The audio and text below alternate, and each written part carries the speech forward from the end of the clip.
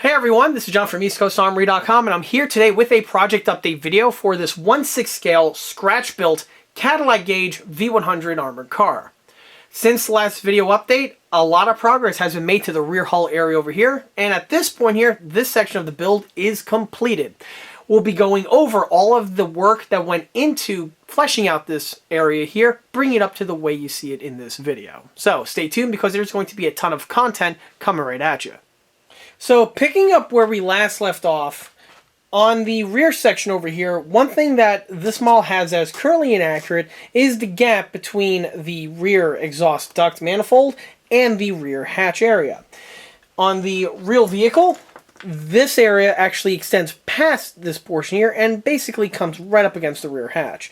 So as you can see, there's quite a bit of discrepancy here between the model and the real unit. So this is something that I'm going to be fixing. I'm going to be fixing at this point now because, well, frankly, this is the time to do it. After looking at some reference photographs and crunching some numbers, it seems that the unit on this portion is in the right location. It's just that it's a bit too narrow, which gives the discrepancy. So what I'm going to need to do is refabricate a brand new section right over here, connect everything, and blend it all in with the bodywork. The first thing that I am going to need to do, however, is to amputate this section here of the duct. What this has built in is the splash guard, which is found on some of the later variants of the V100. So here's the rear duct portion, but with the widening process completed. I went ahead and did it off camera because the techniques that I used for this modification here, I've already touched upon in depth on several of the earlier videos in this series, so there was no real point hashing that out again. However, I will briefly touch upon what was done. So this panel over here, this triangular piece, this is a new bit of material. I went ahead and cut it out of a piece of 1/8" Lexan. As I've touched upon before, this material I've used on several occasions for applications like this. For the mid portion over here, this is just some 1/8" thick styrene panel that I had lying around the shop. I believe these were often scrap pieces from the 222 build that I did all those years ago.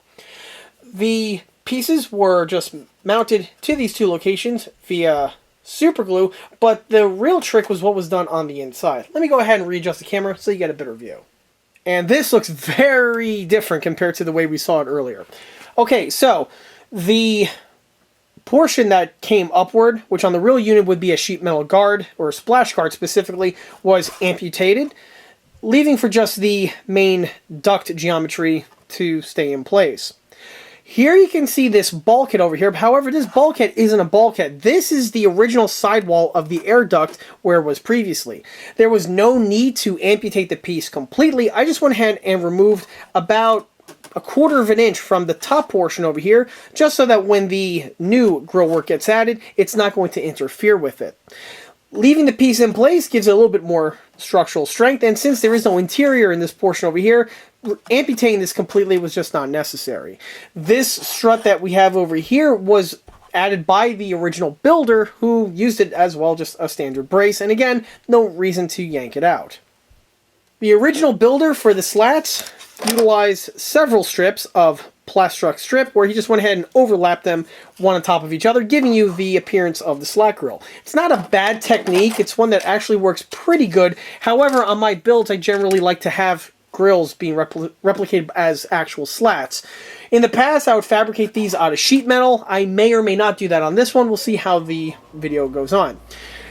On the inside portion, I should say on the top portion over here, I went ahead and glued several pieces of Plastruct square in these locations to act as a base to add the new grill work on top of, where you have a little bit more material, and it'll make mounting of the new grill all that much more easier. At this point here, I could go ahead and start taking care of the bodywork. I'm going to need to take care of the seam found on the various locations on the top, as well as the seam found right here at the transition from the original duct to the new lengthened piece. The bodywork is going to be done with the exact same techniques that I touched upon in the other videos, with the use of red glazing putty. I'm just going to smear it on the various locations, wait for it to set, and just polish everything down with some sandpaper. As I'm applying the putty, one other thing I want to mention was with this corner that we have here. With the way I cut the plastic, I was a little short, so I went ahead and built this up with a Plastruct square strip, or square block I should say. The block itself was glued on the location, and then I went ahead and removed the material with some sandpaper, giving it for the flush appearance that we have here.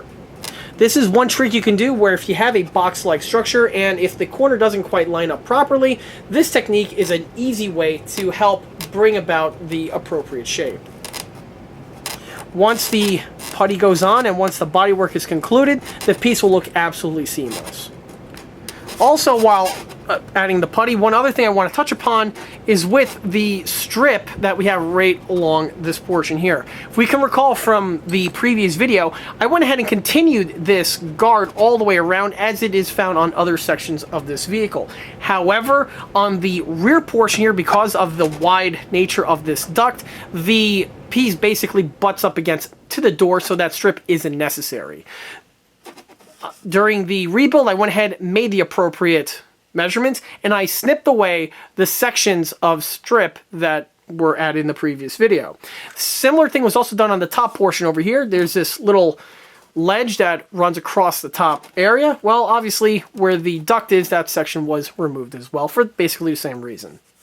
Okay, so here's the component with the putty added. Looks a bit nasty at this portion over here, but this is normal when you first apply the putty.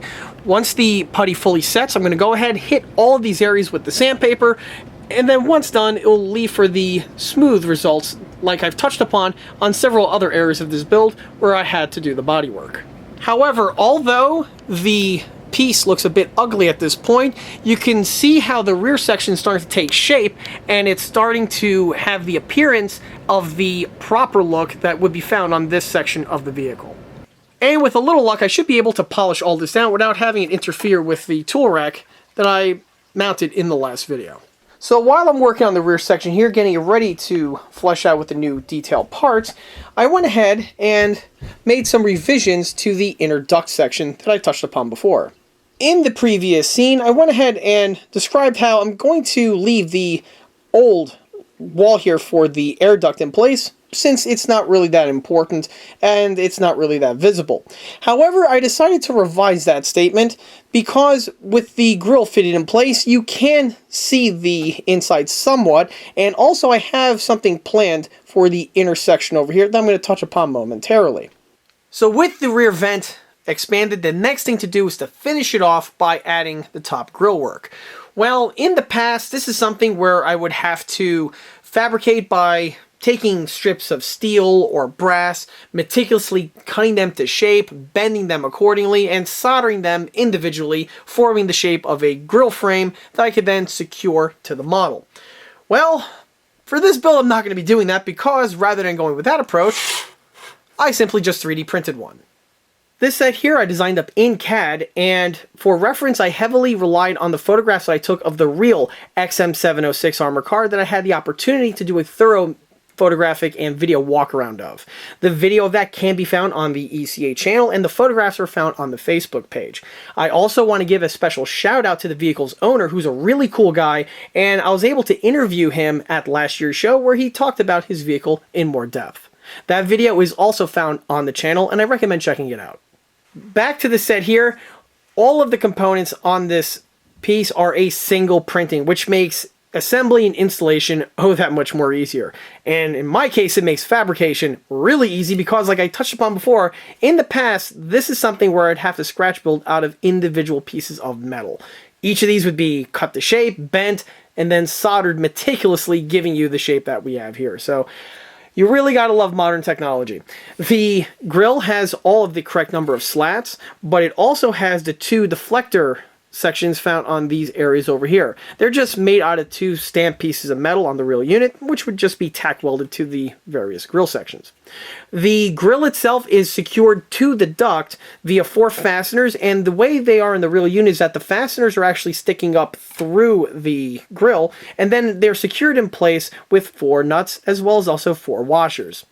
These plates here are welded to the grill on the real unit, and once the fasteners go in place, it secures the thing down. The grating here is just going to be a single piece for this particular model. However, I am going to be adding this to the ECA product line. The The actual production units are going to be slightly different from this one here because this one was specifically designed to work with the example that I have in front of me. The production one is going to be slightly different. However, it is going to have all the exact same details and features found on this example that we have here. One last thing that I want to mention involves the fasteners. The detail of the fasteners are all present. This includes the outer detailing, but also the inner detailing. As you can see here, what would be the threaded stem of the fastener is rendered, and it's flush with the grillwork. The piece is going to sit on an internal frame, which will give the illusion that there are 4 fasteners poking through, and that's what's securing the unit in place. These features are also going to be found on the production version. From here, though, this one's going to be primed, and then I'm going to be able to secure it to the vehicle. With the revisions out of the way on the air duct, I could focus now on fleshing out the remainder of the rear hull details, which include all the components that we have here on the table. All of the items that you see here are new 3D printed additions to the EastCoastArmory.com V100 catalog. Starting from left to right takes us to this little bit of detailing, which is the ECA early pattern V100 taillight cluster. The taillight on the V100 Armored car is secured in place via a stamped steel bracket, which is welded to the vehicle. The bracket has several perforations found in order to mount on several different patterns of taillights. This one here is the early pattern that has the cat's eye type lens. However, there are 2 other versions that are offered, and both of which are found on the ECA catalog. For the purposes of this build here, I'm going to roll with the early pattern one. The taillight cluster itself is all one integral printing, and the printing is hollow in case the individual has the idea to put in an LED of one flavor or another. The rear portion has all of the details present, which would include the fasteners, the hole for the power cord, and on the plate itself you'll see all of the appropriate perforations that are found on the real unit. Another bit of detailing present are the sculpted well beads, which are integrally printed on, so that means it's one less thing that needs to be sculpted by the builder. The taillight, like I said before, is hollow, so you can have the opportunity to put in LED if desired, and the lenses are these little pieces that we have right here. These are 3D printed in a clear or a translucent type material. And with these, you can paint just around the areas where the lenses are, so that once the piece is fitted in place, it should just clip right in where it needs to go. And if there's a light on the inside, the light will emit from the clear locations. Note that on this one here, the early pattern uses the post-World War II cat's eye, where it's very similar in overall design to the World War II pattern, but the difference is these ones were made out of aluminum as opposed to stamped steel, and also the units were flanged into their location via a system of fasteners, which hopefully this comes out in focus, but you can see the little slot screw fasteners which are found along the ends, and on the real one, this is how the piece would be secured in place. On the lenses themselves, we have both the standard tail light as well as the blackout light, which is present right over here. Once the units are fully painted, they will definitely be a nice little bit of detailing on this vehicle. From the taillights takes to this little runner, which consists of the lift rings. This piece here contains all of the lift rings required to outfit one V100 Armored car. The vehicle, of course, has 4 total, 2 on the bow and the other 2 on the stern. The pieces are integrally printed with their weld bead detail, so again, minimum work of sculpting welds are required. The 2 on the front don't need any sort of weld work. However, the 2 on the rear, because of the way they get secured to the vehicle, you may have to add a little bit extra weld along the bottom portions, but this will be touched upon further once they get fitted to the vehicle. The pieces themselves, of course, are 3D printed, but unlike the lenses, they are printed in the standard white nylon material, which I've used on several other detail fittings on this vehicle at this point, and it looks like it works very, very well. The next bit of detailing is this cluster that we have right here, which is the tow hitch. The tow hitch cluster consists of the following details. First, we have the tow hitch itself, which is fully functional. It locks in the closed position, and then if you flip this little latch over here, the unit can open up, and you can even lock it in the open position by pressing down on the latch, just like it does on the real vehicle. To close it, you simply lift up, hinge it down, and lock it back in place. The tow hitch has all of the fasteners that are present, which are on the front and the rear portions.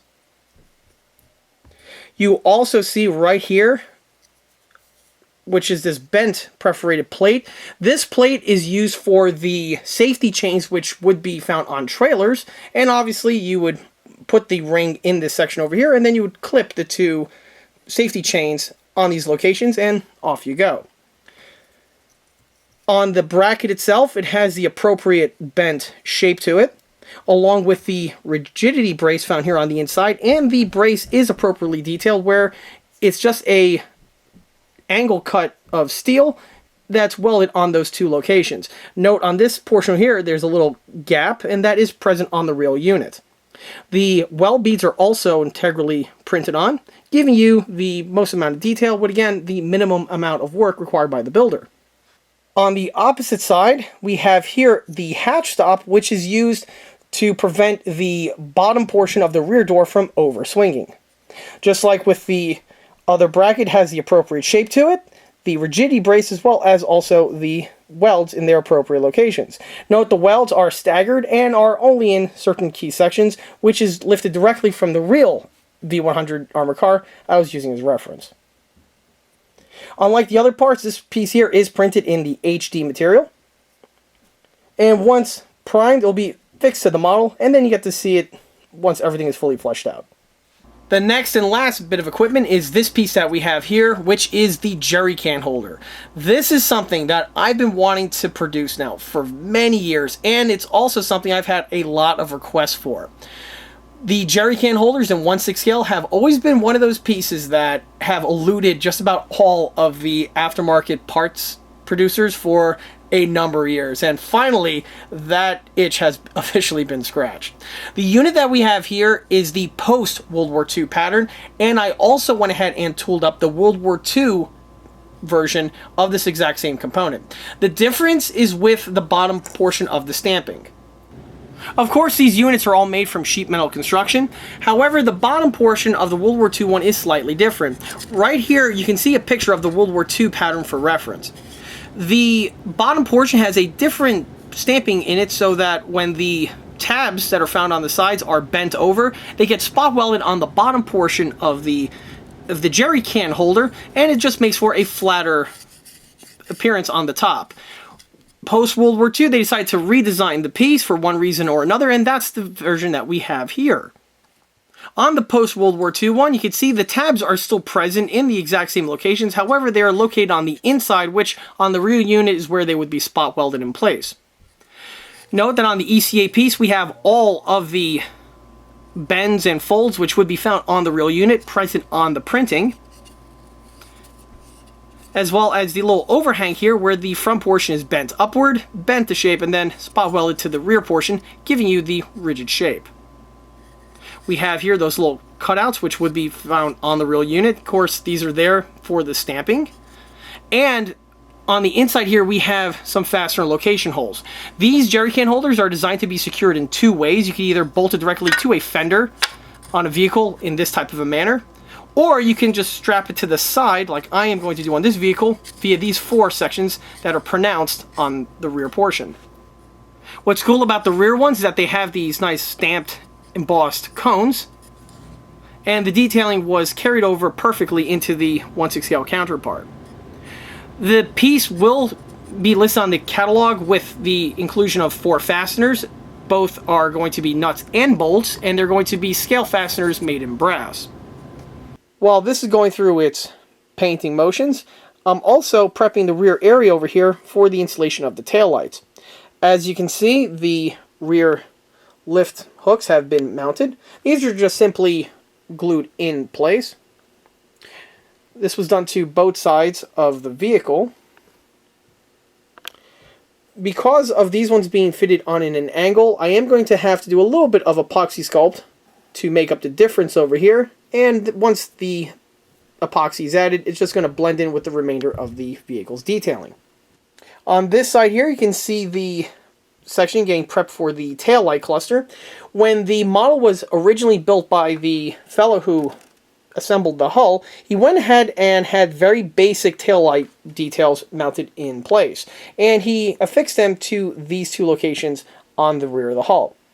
The installation method he used, where he just drilled a hole into the rear hull and then piece just plugged directly in place. Overall, it was a pretty strong mounting setup. However, since his taillights are not going to be used in favor of the ones I designed, the hole here needs to be deleted.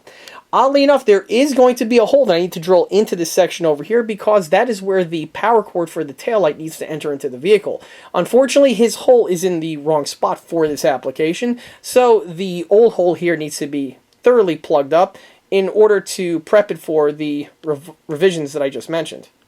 Fortunately, the hole that was present on the rear hull over here was the exact same diameter of the plastic rods that I had on hand, so I just simply cut two lengths to shape and installed them to the vehicle. Once the glue sets, I snipped off the remainder, and from this point here, they could go through the process of getting blended into the surface. If I jump to the opposite side, you get to see this one here, which is a little bit further on ahead. I went ahead and did some preliminary sanding, and then I coated the piece with some super glue. Once the super glue sets, I could go ahead and polish it down further, leaving for a nice, smooth, seamless appearance. Once the area is nice and smooth, I could just touch this up with a little bit of the base coat, and then I could secure the taillights in place.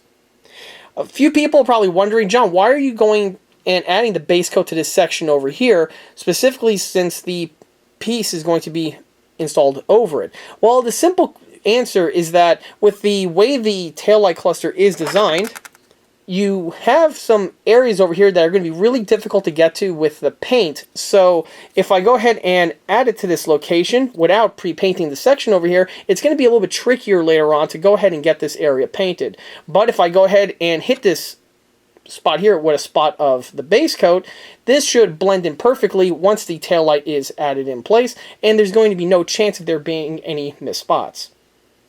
Same is also true for the tow hitch, as well as also the hatch stop that I showed earlier.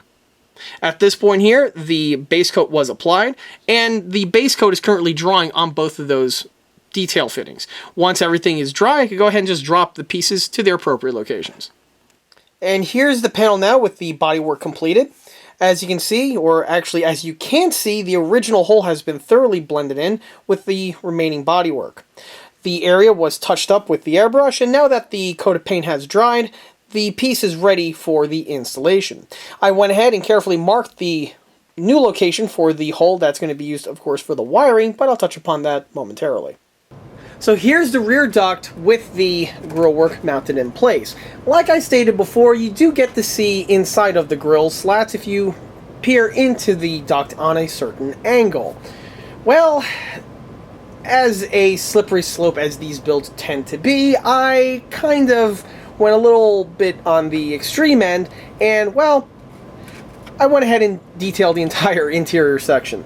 So right now these pieces are going through their final phase before I could install them, so they're not installed yet permanently, but let's get the manifold out of there for the time being. Here you get to see what the duct looks like completely revised. As we saw before, this here was originally just the rear plate that the builder used to fabricate the rear section, and he just plated it over with those faux grill sections that I deleted earlier. Well, after doing a little bit of research and after consulting with an associate of mine that actually has a real XM706, not the other one from the other video, another guy that owns another pair of 706s. You know, it's a small club out there. Anyway, I was able to communicate with him, and he took some fantastic photographs of the interior portion here of what he calls the pagoda. So, special thanks to you. You know exactly who you are. You are the man. Anyway, back to the build over here. So I decided to, you know what, let's go ahead and make this area as detailed as possible. So the first thing that I did was I went ahead and tried to replicate the real one as much as to the extent as I can with the base model that I have here. To do that, the original section of plastic was amputated out. It was sanded to the box cutout that we have right here, and then from there I was able to build this structure that's found on the inside portion over here, which would be seen on the real vehicle. The modification, or I should say the addition, wasn't too bad. If anything, it was using the same techniques that I touched upon in the earlier videos when I was making the modifications to the lower portion of the hull. What you're seeing here is all Lexan fabrication. The Lexan was just cut to shape using paper templates that I made in order to get the piece to fit to the angles that are present on the model. This is something that sounds simpler than it actually is because of the wonky angles over here. Trying to get the pieces to the correct shape and fit perfectly is something that takes a little bit of effort, but without a whole lot of time I was able to muscle through it. The rear plate over here is just another piece of Lexan plastic, and I went ahead and cut the circular hole over here so that I could fit the fan detailing, which you can see right here, mounted in place. So with the camera off the tripod, hopefully you get a better idea on what the addition looks like. So like I stated before, the hole was cut into this plate over here with a large hole saw, and then I went ahead and had a segment of PVC pipe floating around that was the perfect diameter as well as the perfect height in order to replicate what would be on the real unit, a duct cowling type system. The item that's holding the fan blade in place is just a piece of bent brass that was bent to the appropriate shape and then secured to the rear portion of the PVC tube via some fasteners. The fan blade itself is just for detailing, and this piece was actually recycled from a SDKFZ 222 component that I developed a number of years ago. And that piece is right over here. This here is the SDKFZ 222 radiator system. This one here is just a spare unit that I casted to go along with the one that was used on the 222 itself. That one is mounted on the interior, and you know, if you want to know more about that, I recommend checking out that video. But for this one here, I just simply recycled the cast blade component, and for the application of this build here, it should work perfectly fine, specifically once the slats get fitted in place. Also, you'll notice that I went ahead and sculpted some weld beads along the locations where everything makes contact with the hull. On the real vehicle, this piece here is actually made from a relatively thin sheet metal stamping, so you're not going to see any welds located in these two locations. Another thing that I found really cool from talking to the owner of the real unit was how the radiator is configured on this vehicle. Unlike your car where you have the fan mounted directly to the radiator or in close proximity to it like we see here on the 222, on the V100 the radiator is actually mounted right around this location over here. And with the way the system works is that the fan sucks cool air in from the environment. It passes through the radiator from this section here, blows through the engine compartment, and then it emerges out of the pagoda section along with the exhaust smoke. It's kind of very similar in concept to how the Tiger 1 cooling system worked, although obviously on the V100 here it's much more simplified as opposed to the Tiger, which is, well, as we all know, German. Also, as a quick side note, there was this really cool feature where you had this hatch on the inside portion of the fighting compartment where if you open it up, it sucks the air in from the fighting compartment and blows it out, which gives a little bit more ventilation to the fighting compartment, as well as it helps vent out any sort of built-up smoke that would be in there from the firing of all the weapons. Back to the model over here. So here you get to see what the interior portion of the duct cowling looks like, but that's not all of the detailing. Like I said before, there are exhaust manifolds housed in this area over here, and the exhaust manifolds I have are right over here. This setup here was cobbled together from recycling the exhaust muffler system from the SDKFZ 222 Armored car. From the 222 muffler set, I recycled the main muffler housings, as well as also the elbow sections. The remaining of the parts, however, that you see here are all scratch built. To modify the 222 sets, what I first had to do was delete the input section that would have emitted from the center portion of the 222 muffler. This was done because on the real M706, the muffler actually has its intake canted to the one side in order for it to fit inside of the housing that we have here. So the original unit was deleted via the mill, and then I went ahead and fabricated these two sections out of lengths of PVC tubing. The elbows here were the kit elbows that I mentioned before, but were heavily modified and cut down in order for it to better fit the geometry where it needs to be fitted on the inside of this vehicle. You'll notice that there is a connecting rod that connects the two sections together. This is on the real variant. And the section, I believe, is a tube, and the two exhausts are just interconnected to each other in that regard. On the top portion over here, the top outlet of the mufflers were cut down and modified so it could fit on real aluminum tubes. The tubes are to scale thickness, so when you're peering through the grillwork, you will see the appropriate thickness of tubing found in this section over here. But the coolest section of detailing found on this entire part is with the pagoda mount. The mount has this block that's welded to the inner portion here of the pagoda body, and then there is this very unique bracket that's just bolted to this area over here. From this bracket, you then secure a section of angle steel, and this is how it would tie down to the exhaust manifolds via some fasteners and clamps. To get an idea of what the piece looks like, here I have the photographs that my associate sent me of his real XM706 that's getting repaired at the moment, which is perfect for the type of photographs that I needed. So here you get to see the bent bracket that I was touching upon before. Note the shape of it, as well as that connecting tube that connects the two sections of the exhaust together. On the model one over here, you can see that I went ahead and replicated the geometry of that bracket perfectly, where it has that gap found in the center, and the holes are positioned in the appropriate locations. The fasteners are all used to secure everything together, as well as also giving a nice little bit of extra detailing. For the angle strip, this is made from a piece of plastruct angle, but one thing that's really cool that I added to this are the oval cutouts that are found on the real unit for securing on the fasteners. The unit then bolts to the brackets, which are just fabricated out of sections of styrene, giving you the detailing that we have here. From here, this thing is going to get painted as well as the interior section, which will then lead me up to the next phase, which will be weathering, and then I can get everything finally installed. And here are the exhaust manifold and fan parts that I had mentioned before, but now are fully painted and weathered and are ready for installation. Starting with the fan, here you get to see it up close in better light. The paintwork was all done with both airbrushing as well as dry brushing. You know, the typical techniques that I mentioned in these videos. That's all there really is to it to the fan, but now let's go ahead and take a look at the exhaust manifold. The exhaust manifolds turned out way better than I would have originally anticipated. The exhausts are weathered in a format that I was actually just winging it when I was going through the motions. I never really weathered exhausts, or in this case mufflers, with this type of format before.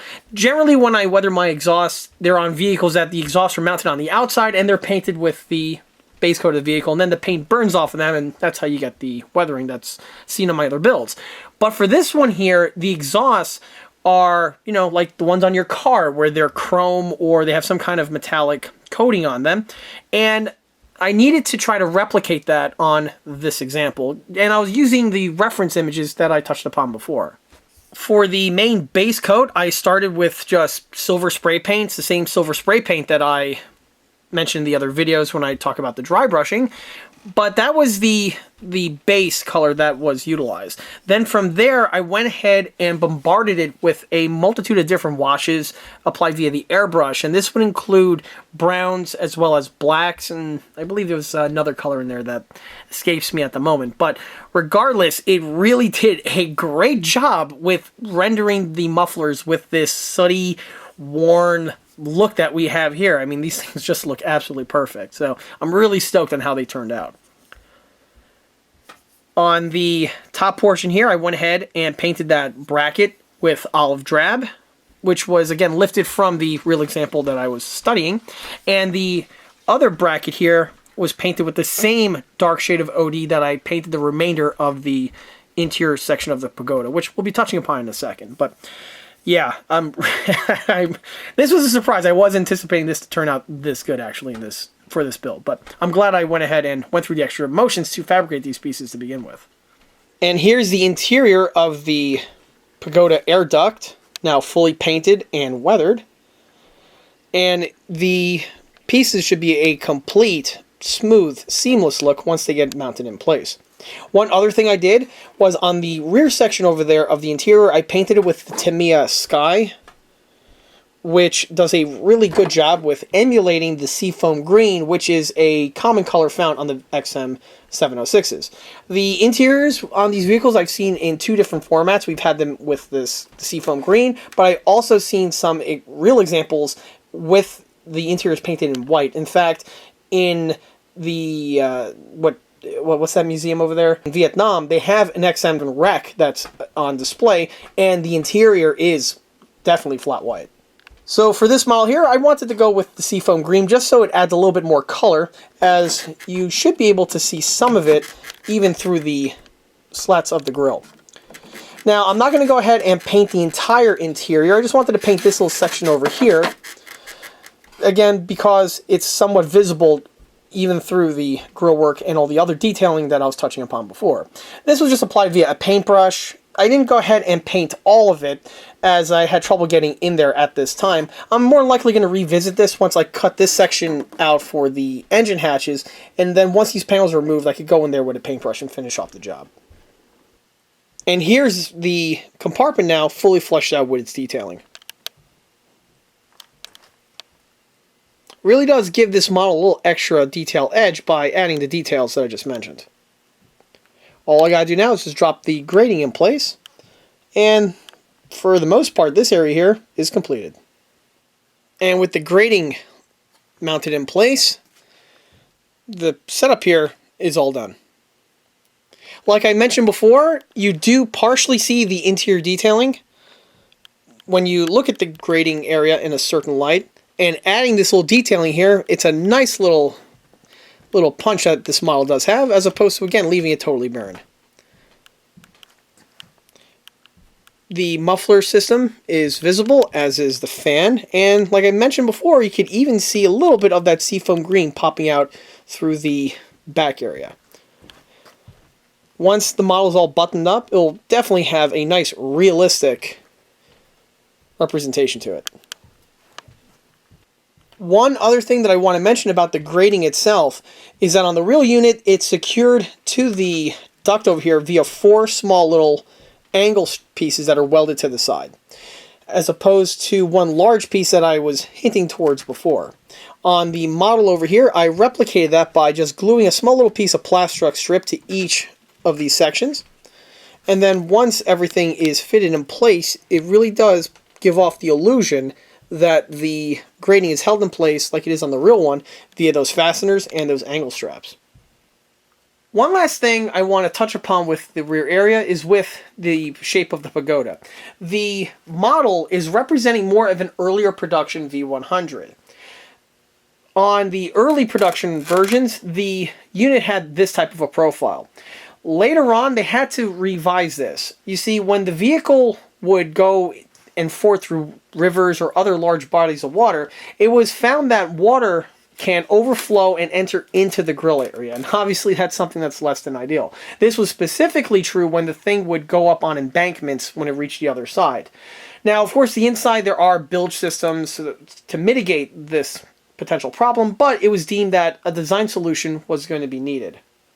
What was done was a redesign of the top lip here, where they added welded plates to extend the shape of the duct and have it emerge further. In fact, when I first started the model, you've seen that type of profile that was present on this build before I started, having at it.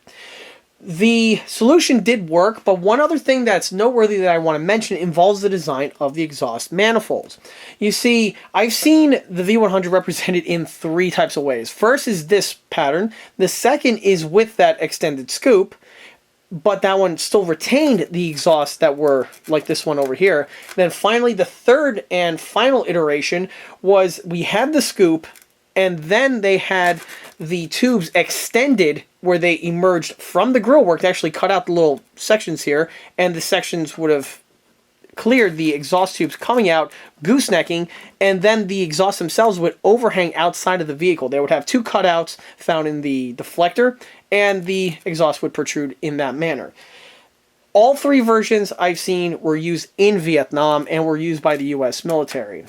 But again, for this particular example, I wanted to roll with the early one, but I did want to touch upon that other design out there in case someone was questioning why I was missing that piece, or if they were just curious about the V100 in general.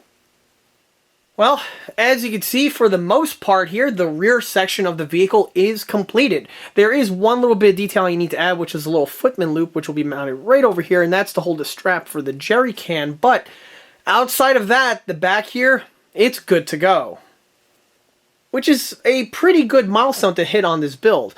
From here, I'm now going to spread to the remainder of the vehicle sides, which will be a huge chunk out of the way. In fact, once the vehicle sides are done, I'd wager that the vehicle at that point is about 50%, maybe more complete. But more information on that is to follow, because I have some more components that are in development and in print right now. So once those pieces come in, I'll be able to get to work on this and start fleshing out the sides. Of course, all that is going to be mentioned in the next project update video. So, with that, that ends off this project update video for this 1/6 scale US M706 V100 Armored car. If you like this model, be sure to subscribe to this channel, where it's a great way to keep up to date on new posted content, being project update videos like this one over here, or the other smaller scale model showcase videos that frequently get posted to the channel.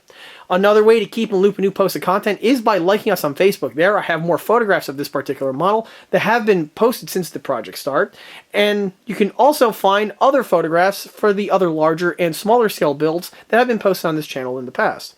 Furthermore, don't forget to swing by EastCoastArmory.com for more 1/6 and 1/16 scale builds and detailed components. Thanks again, and I'll be seeing you all again on the next one. Till then.